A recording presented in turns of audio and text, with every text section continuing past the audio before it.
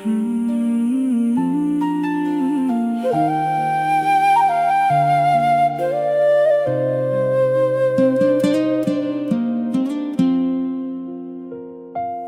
ใบធ្វើដំណើរឆ្លងកាត់គ្រប់ខេត្តខណ្ឌក្តីសុខមិនដែលខានគឺស្នាមញញឹមពុកម៉ែបងប្អូនឃីនខេឯគិតចិននាំរសជាតិខ្មែរមិនអើយសាបសូន្យមហូបតាមតំបន់បន្សល់ពីដូនតាខ្មែរគ្រប់ជំនាន់រសជាតិរូបមន្តទឹកគ្រឿងស្រាប់យ៉ាមីខេត168ជួយស្រដីមេផ្ទះជួយអ្នករៀនធ្វើម្ហូបថ្មី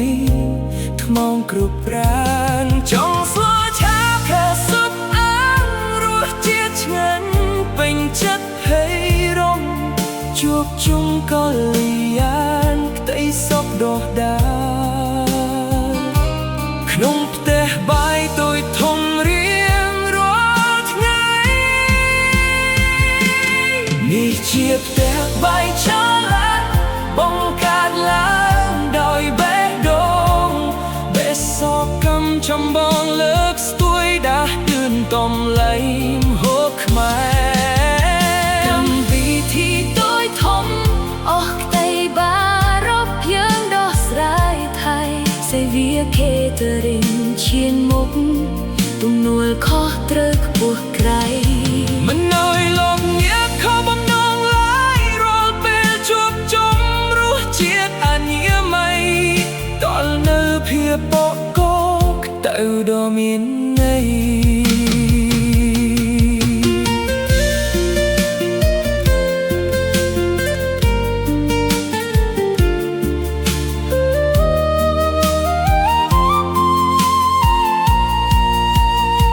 បាយមួយរក្សាកម្ដៅ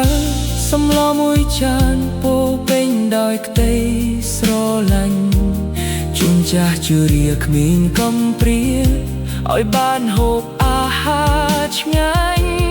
កងពកជួមុខជន់ពីកាគ្មានចិត្តត្រៀរែកបងបោះរួញរន់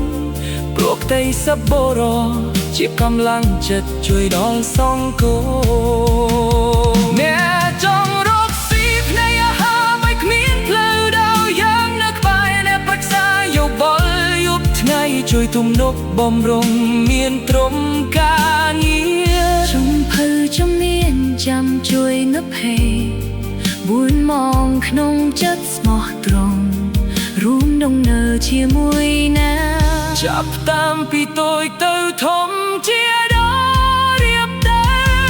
ស្នាដៃកូនខ្មែររស់ជាតិចេញពីបេះដូងបងពេញក្តីស្រមៃ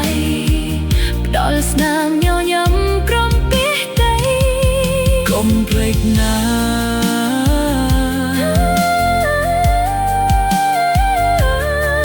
ផ្ទះបាយចាឡាគីមខេkitchen